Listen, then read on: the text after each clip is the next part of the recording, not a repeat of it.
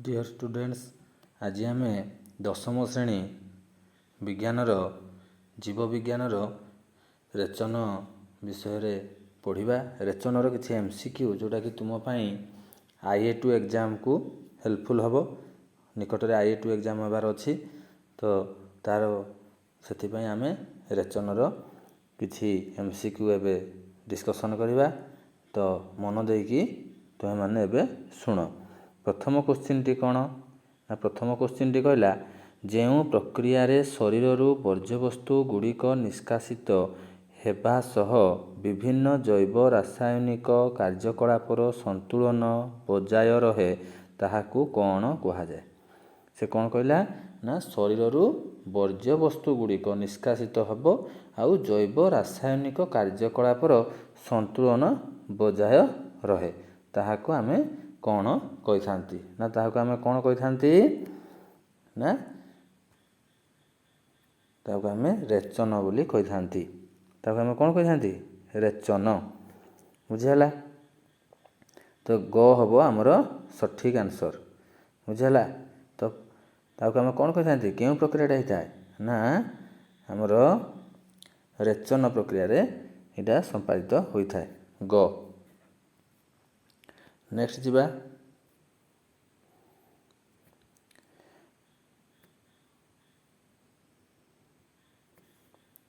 मेरुदंडी प्राणी मानकर वृक्क सहित आउ केउ अंगटी एक स्वतंत्र रेचन अंग। से पचारा मेरुदंडी प्राणी मानकर वृक्क सहित आउ केउ अंगटी होउची स्वतंत्र रेचन अंग। मेरुदंडी प्राणी मानकर कौन थाए ना चर्म।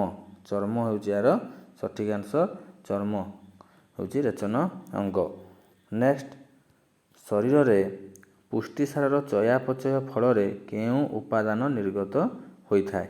पुष्टिसार चयापचय फल केउ उपादान निर्गत होता है ना एमोनिया है।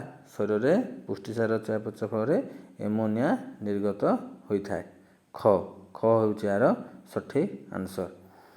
नेक्स्ट जीवा केउ जीव रेचन माध्यम यूरिक अम्ल त्याग करे।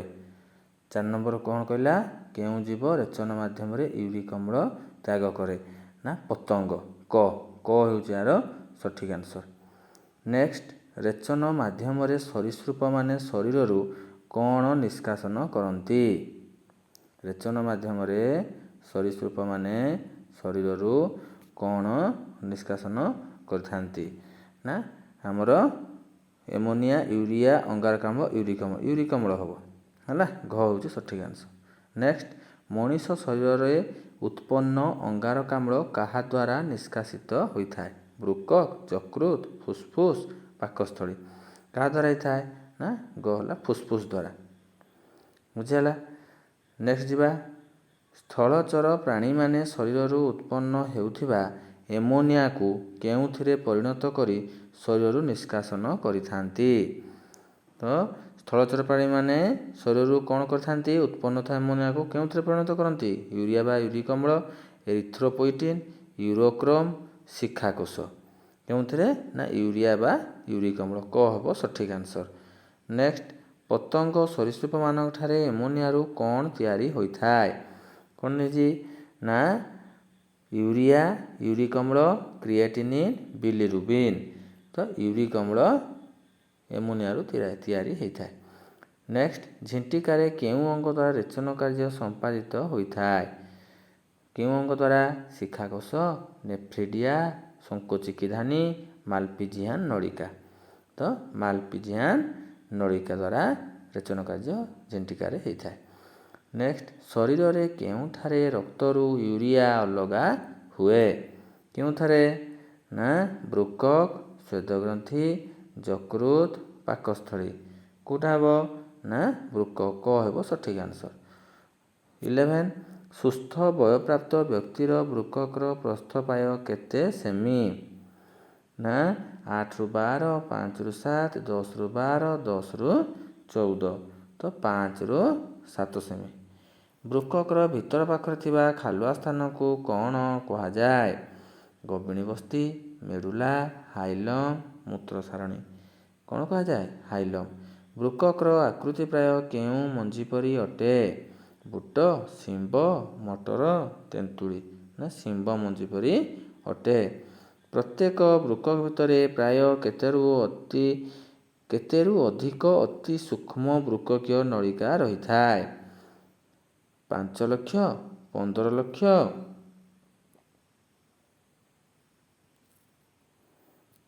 10 ଲକ୍ଷ ଏବଂ 20 ଲକ୍ଷ। ହେଲା, ସେ ପଚାରୁଛି 5 ଲକ୍ଷ, 15 ଲକ୍ଷ, 10 ଲକ୍ଷ ଏବଂ 20 ଲକ୍ଷ। ତ କେତେ ଲକ୍ଷ? ନା 10 ଲକ୍ଷ। ଗ ହେବ ସଠିକ୍ ଆନ୍ସର। ରେଚନ ମାଧ୍ୟମରେ ବେଙ୍ଗ ଜାତୀୟ ଉଭୟଚର ଶରୀରରୁ କେଉଁ ପଦାର୍ଥ ତ୍ୟାଗ କରନ୍ତି? ନା ଏମୋନିଆ, ଅଙ୍ଗାରକାମ୍ଳ, ୟୁରିକ୍ ଅମ୍ଳ, ୟୁରିଆ। କେଉଁ ପଦାର୍ଥ? ୟୁରିଆ। ଉଭୟଚର ଶରୀରରୁ କ'ଣ ତ୍ୟାଗ କରନ୍ତି? ୟୁରିଆ। ମୂତ୍ରରେ କେଉଁ ବର୍ଣ୍ଣକଣା ଥିବା ହେତୁ ଜଣେ ସୁସ୍ଥ ବ୍ୟକ୍ତିର ପରିସ୍ରା ରଙ୍ଗ ଈଷତ୍ ହଳଦିଆ ହୋଇଥାଏ? ୟୁରୋକ୍ରମ, କ୍ରିଏଟିନିନ୍, ଫାଇଟୋକ୍ରମ, ଏରିଥ୍ରୋପୋଇଟିନ୍। କ'ଣ ଥାଏ ମୂତ୍ରରେ? ୟୁରୋକ୍ରମ। କ ହେବ ସଠିକ୍ ଆନ୍ସର। ନେକ୍ସଟ, ବୃକକୀୟ ନଳିକା ମଧ୍ୟରେ ପ୍ରବେଶ କରୁଥିବା ଉପାଦାନ ଗୁଡ଼ିକ ମଧ୍ୟରେ କ'ଣ ନଥାଏ? ୟୁରିଆ, ରକ୍ତକଣିକା, ୟୁରିକ୍ ଅମ୍ଳ, ଗ୍ଲୁକୋଜ। କ'ଣ ନଥାଏ? ନା ଖ ରକ୍ତକଣିକା ନଥାଏ। ବୃକକୀୟ କଳିକାର କେତେକ ଅଂଶ ବୃକକ ଭିତରେ ଗୁଡ଼େଇ ରହି ଶେଷ ମୁଣ୍ଡଟି କାହା ମଧ୍ୟରେ ପଶିଥାଏ? ମାଲପିଜିଆନ୍ ପିଣ୍ଡ, ଗର୍ଭିଣୀ ବସ୍ତି, ମୂତ୍ର ସଂଗ୍ରହ ନଳିକା, ଗ୍ଲୋମେରୁଲସ୍। ତ କାହା ଦ୍ୱାରା ସେ କାହା ମଧ୍ୟରେ ପଶିଥାଏ? ମୂତ୍ର ସଂଗ୍ରହ ନଳିକା। ଗ ହେବ ସଠିକ୍ ଆନ୍ସର। ନେକ୍ସଟ, ଏଫରେଣ୍ଟ ଓ ଇଫରେଣ୍ଟ ଉପଧମନୀ ସହ ସଂଶ୍ଳିଷ୍ଟ କୌଶିକ ନଳୀର ଗୁଚ୍ଛକୁ କ'ଣ କୁହାଯାଏ? ଦୁଇଟି ଯାକ ମିଶିଗଲେ କ'ଣ କୁହାଯାଏ? ମୂତ୍ରାଶୟ, ଗର୍ଭିଣୀ ବସ୍ତି, ବାୟୋମ୍ୟାନ୍ କ୍ୟାପସୁଲ, ଗ୍ଲୋମେରୁଲସ୍। ନା ଗ୍ଲୋମେରୁଲସ୍ କୁହାଯାଏ। ଘ ହେବ ସଠିକ୍ ଆନ୍ସର। ଆରବିସିର ବିଖଣ୍ଡନ ପ୍ରକ୍ରିୟାକୁ କ'ଣ ସୃଷ୍ଟି ହୁଏ? ୟୁରିଆ, ବର୍ଣ୍ଣକଣା, ୟୁରିକ୍ ଅମ୍ଳ, କ୍ରିଏଟିନିନ୍। ତ କେଉଁଟା ସୃଷ୍ଟି ହୁଏ? ନା ଆମର ବର୍ଣ୍ଣକଣା। ଖ ହେବ ସଠିକ୍ ଆନ୍ସର। ବୁଝିହେଲା? ନେକ୍ସଟ ଯିବା 21 ନମ୍ବର। ନିଶ୍ୱାସ ଛାଡ଼ିଲା ବେଳେ କେଉଁଠାରୁ ଶରୀରରେ ଉତ୍ପନ୍ନ CO2 ଓ ଜଳୀୟ ବାଷ୍ପ ନିଷ୍କାସିତ ହୋଇଥାଏ?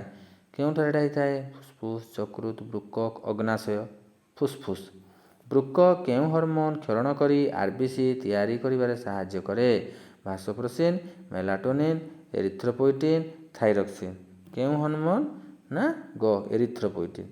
ସୁସ୍ଥ ଲୋକର ମୂତ୍ରରେ କ'ଣ ନଥାଏ? ୟୁରିଆ, ଗ୍ଲୁକୋଜ, ୟୁରିକ୍ ଅମ୍ଳ, କ୍ରିଏଟିନିନ୍। କ'ଣ ନଥାଏ? ନା ଗ୍ଲୁକୋଜ। ନେକ୍ସଟ, ଶରୀରର ପ୍ରତିଟି କୋଷ ଆବଶ୍ୟକ ମୁତାବକ ଖାଦ୍ୟ, ଜଳ ଓ ଅମ୍ଳଜାନ କେଉଁ ପ୍ରକ୍ରିୟାରେ ପାଇଥାନ୍ତି? କେଉଁ ପ୍ରକ୍ରିୟାରେ? ପୋଷଣ, ଶୋଷଣ, ରେଚନ, ପରିବହନ।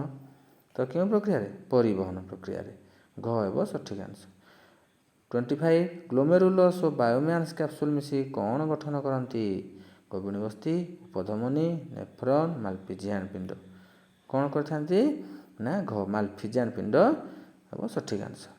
ମୂତ୍ର ସଂଗ୍ରହ ନଳିକା ଗୁଡ଼ିକ ଏକାଠି ହୋଇ ବୃକକ ଭିତରେ ଖୋଲିଥିବା ଗହ୍ୱରଟିର ନାମ କ'ଣ? କ ଗ୍ଲୋମେରୁଲସ୍, ମାଲପିଜିଆନ୍ ପିଣ୍ଡ, ଗର୍ଭିଣୀ ବସ୍ତି, ମୂତ୍ର ସଂଗ୍ରହ ନଳିକା। କ'ଣ କରିଥାନ୍ତି? ଗହ୍ୱରଟିର ନାମ ଗର୍ଭିଣୀ ବସ୍ତି। ଗହ୍ୱରଟିର ନାମ କ'ଣ? ଗର୍ଭିଣୀ ବସ୍ତି। ଲୋହିତ ରକ୍ତକଣିକାରୁ ଜାତ ବର୍ଣ୍ଣକଣା କାହା ସହିତ ନିଷ୍କାସିତ ହୋଇଥାଏ? ଲୋହିତ ରକ୍ତକଣା ଜାତ ବର୍ଣ୍ଣକଣିକା କାହାର ସହିତ ନିଷ୍କାସିତ ହୋଇଥାଏ? ନା ମଳ, ଖ ହେଲା ମୂତ୍ର, ଗ ହେଲା ଝାଳ ଆଉ ଘ ହେଲା କଫ। ହେଲା, ତ ସେ କାହା ସହିତ ହୋଇଥାଏ? ନା ଫାଷ୍ଟ ହେଉଛି ମଳ। ହେଲା, ମଳ ସହିତ ନିଷ୍କାସିତ ହୋଇଥାଏ। ମଳ ହେବ ସଠିକ୍ ଆନ୍ସର। ରେଚନ ପ୍ରକ୍ରିୟାରେ କେଉଁ ପ୍ରାଣୀର ଶରୀରରୁ ଅଧିକ ଜଳ କ୍ଷୟ ଘଟିଥାଏ? ପତଙ୍ଗ, ସ୍ତନ୍ୟପାୟୀ, ପକ୍ଷୀ, ସରୀସୃପ। ନା ସ୍ତନ୍ୟପାୟୀ। ସ୍ତନ୍ୟପାୟୀ ପ୍ରାଣୀର ଶରୀରରୁ ଅଧିକ ଜଳ କ୍ଷୟ ଘଟିଥାଏ। ନେକ୍ସଟ, ବୃକକରେ ଅବସ୍ଥିତ ପ୍ରତି ବୃକକୀୟ ନଳିକାର ଗୋଟିଏ ପାର୍ଶ୍ୱ କେଉଁ ପ୍ରକୃତି ବିଶିଷ୍ଟ ଅଟେ? କାହାଳି, ନଳୀ, ଥାଳିଆ, କପ୍ ବା ଗିନା। ନା କପ୍ ବା ଗିନା। ଏଇଟା ହେବ ସଠିକ୍ ଆନ୍ସର। ଘ ବୃକକରୁ ମୂତ୍ରାଶୟକୁ କେଉଁ ବାଟ ଦେଇ ଆସିଥାଏ? ଗର୍ଭିଣୀ ବସ୍ତି, ହାଇଲମ୍, ମୂତ୍ର ସାରଣୀ, ଗ୍ଲୋମେରୁଲସ୍। ମୂତ୍ରାଶୟକୁ କେଉଁ ବାଟ ଦେଇ ଆସିଥାଏ? ନା ମୂତ୍ର ସାରଣୀ ଦେଇ। ଗ ହେବ ସଠିକ୍ ଆନ୍ସର। ନେକ୍ସଟ ସୁସ୍ଥ ବୟପ୍ରାପ୍ତ ବୃକକର ମୋଟେଇ ପ୍ରାୟ କେତେ ସେମି? 2, 3, 4, 5 ନା 3 ସେମି। ଖ ହେବ ସଠିକ୍ ଆନ୍ସର। ମଣିଷର ମଧ୍ୟଛଦାର ଠିକ୍ ତଳକୁ ଉଦର ଗହ୍ୱର ଭିତରେ ମେରୁଦଣ୍ଡର ଉଭୟ ପାର୍ଶ୍ୱରେ ଦୁଇଟି କ'ଣ ରହିଥାଏ? ଯକୃତ, ହୃତ୍ପିଣ୍ଡ, ଅଗ୍ନାଶୟ ଆଉ ବୃକକ ହେଲା। ସେ କ'ଣ କହୁଛି? ଯକୃତ, ହୃତ୍ପିଣ୍ଡ, ଅଗ୍ନାଶୟ ଆଉ ବୃକକ। ତ ଆମର କ'ଣ ରହିଥାଏ ନା ବୃକକ ହେଲା। ଉଦର ଗହ୍ୱର ଭିତରେ ଆମର କ'ଣ ଅଛି? ମଧ୍ୟଛଦା ଠିକ୍ ତଳକୁ ବୃକକ। ୟୁରିଆର ସଂକେତ କ'ଣ ଅଟେ? CO2 NH NO2, NH2CO NH2, NHCO NH, NH2 NH2 NH। Urea କ'ଣ ଆମେ ଜାଣିଛେ NH2CO NH2। ଖ ହେବ ସଠିକ୍ ଆନ୍ସର। ଏରିଥ୍ରୋପୋଏଟିନ୍ କ'ଣ? ଏରିଥ୍ରୋପୋଏଟିନ୍ଟା ଗୋଟେ କ'ଣ ନା ହରମୋନ୍, ଏନ୍ଜାଇମ୍, ଲବଣ, ଅନ୍ତଃସାରଗ୍ରନ୍ଥି। ହରମୋନ୍। କ ହେବ ସଠିକ୍ ଆନ୍ସର। ପ୍ଲାଜମା ଝିଲ୍ଲି ଦ୍ୱାରା କିଏ ରେଚନ ପ୍ରକ୍ରିୟା ସମ୍ପାଦନ କରେ? ଏମିବା, ହାଇଡ୍ରା, ସ୍ପଞ୍ଜ, ଝିଣ୍ଟିକା। କିଏ କରେ? ଏମିବା କରେ। କ ସଠିକ୍ ଆନ୍ସର। ଝାଳ ତିଆରି ପାଇଁ ଚର୍ମରେ କ'ଣ ରହିଥାଏ? ମେଲାନିନ୍, ସ୍ୱେଦଗ୍ରନ୍ଥି, ଲୋମଗ୍ରନ୍ଥି, ତୈଳଗ୍ରନ୍ଥି। କ'ଣ ରହିଥାଏ ନା ସ୍ୱେଦଗ୍ରନ୍ଥି।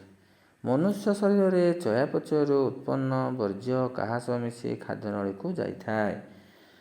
ଲବଣ, ୟୁରୋକ୍ରୋମ୍, ହରମୋନ୍, ପିତ୍ତରସ ନା ପିତ୍ତରସ ସହିତ। ଘ ହେବ ସଠିକ୍ ଆନ୍ସର।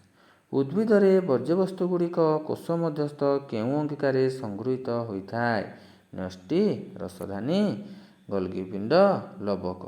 କେଉଁ ଅଙ୍ଗିକାରେ ନା ଘ। ଖ ହେଉଛି ଆମର ସଠିକ୍ ଆନ୍ସର। ରସଧାନୀ ହେଲା ସଂଗୃହୀତ ହୋଇଥାଏ ବର୍ଜ୍ୟବସ୍ତୁଗୁଡ଼ିକ ଉଦ୍ଭିଦରେ। ସିନକୋନା ଗଛର ଉପଜାତ ପଦାର୍ଥର ନାମ କ'ଣ? ଏଟା ପରୀକ୍ଷାରେ ପ୍ରାୟ ପଡ଼େ ପିଲାମାନେ। ନିକୋଟିନ୍, ରେଜିନ୍, କୁଇନାଇନ୍, କ୍ଷୀର ନା କୁଇନାଇନ୍। ସିନକୋନା ଗଛର ଉପଜାତ ପଦାର୍ଥ କିଏ ନା କୁଇନାଇନ୍। ନେକ୍ସଟ ଯିବା ଯକର ରେଚନ ପ୍ରକ୍ରିୟା କେଉଁ ଅଙ୍ଗ ଦ୍ୱାରା ସମ୍ପାଦିତ ହୋଇଥାଏ? ନା ଯକର ରେଚନ ପ୍ରକ୍ରିୟା ସଙ୍କୋଚିକିଧାନି, ବୃକକ, ନେଫ୍ରିଡ଼ିଆ ଆଉ ହେଲା ଶିଖାକୋଷ। କାହା ଦ୍ୱାରା ହୋଇଥାଏ ନା ନେଫ୍ରିଡ଼ିଆ। ଗ ହେବ ସଠିକ୍ ଆନ୍ସର। ଏହାର କ'ଣ ହେବ? ଗ ହେବ ସଠିକ୍ ଆନ୍ସର। ତ ପିଲାମାନେ ଆଜି ଆମେ ରେଚନ ଯେଉଁଟାକି ତୁମର IA2 ଏକ୍ଜାମ୍ ପାଇଁ ବହୁତ ହେଲ୍ପଫୁଲ୍ ହେବ। ତା'ର 40ଟି MCQ ପ୍ରାକ୍ଟିସ୍ କଲେ ତାକୁ ପୁଣି ଘରେ ତୁମେ ଥରେ ଦୁଇଥର ଭଲସେ ପ୍ରାକ୍ଟିସ୍ କରିବ। ତାପରେ ନେକ୍ସଟ ଭିଡ଼ିଓରେ ଆମେ ପୁନର୍ବାର IA2ର ନିୟନ୍ତ୍ରଣ ଏବଂ ସମନ୍ୱୟ ଏବଂ ଜନନ ସେହି ଟପିକ୍ରେ ମଧ୍ୟ MCQ କିଛି ପ୍ରାକ୍ଟିସ୍ କରିବା। ତ ଯେଉଁମାନେ ନୂଆ କରି ଚ୍ୟାନେଲକୁ ଆସିଛ ସେମାନେ ସବସ୍କ୍ରାଇବ୍ କର ଏବଂ ସାଙ୍ଗମାନଙ୍କୁ ସେୟାର କର, ଯଦ୍ୱାରା କି ସେମାନେ ମଧ୍ୟ ପଢ଼ି ପାରିବେ ଏବଂ ଏକ୍ଜାମ୍ ପାଇଁ ପ୍ରିପେୟାର ହୋଇପାରିବେ। ଆଉ ଭିଡ଼ିଓଟି ଭଲ ଲାଗିଲେ ତାକୁ ଲାଇକ୍ କରିବାକୁ ଯେମିତି ଭୁଲିବନି। ଏତିକିରେ ଆମେ ଆଜିର ଅଧ୍ୟାୟଟିକୁ ଶେଷ କରିବା।